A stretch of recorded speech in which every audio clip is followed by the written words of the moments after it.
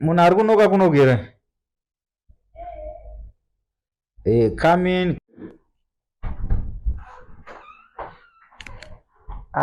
Mainini. Muchitambire kana yasikana. Bo zvangu ini. Amene kurise kwamabho.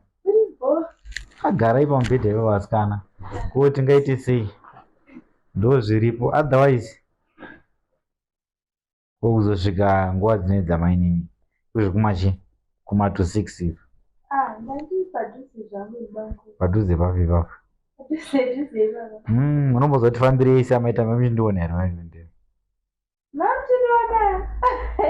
Ndati mandiona here penge ndirifambire senyu muchitai mambondiona but maine ndambokubvunza iyo mukomana ainge ane t-shirt yered nejini reblack ndiani?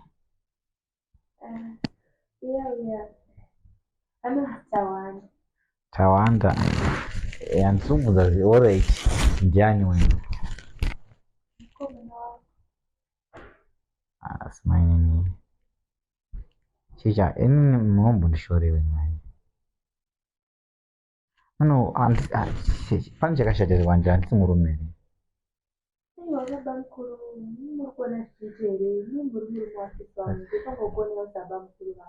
Ati mainini but handisi kuzviramba izvezvo but ndambokusenderai meseji wanichikudze nyaya yangu maini.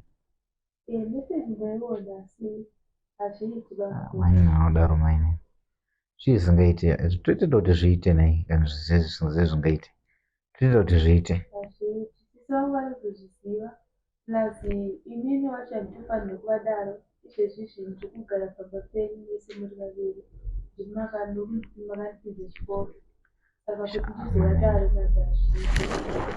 Maini izvi sisi wenyu wakaenda kuuk uzvikwane 4 months wakati vachandiprocessa visa ronditire nditeri nanhasi 4 months saone pura ina munhu havana munhu papura maini.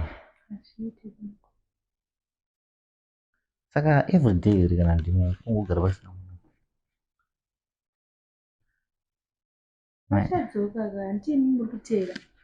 Ndise munhu murume 4 months haunonzwa kuti hazvisi healthy maini.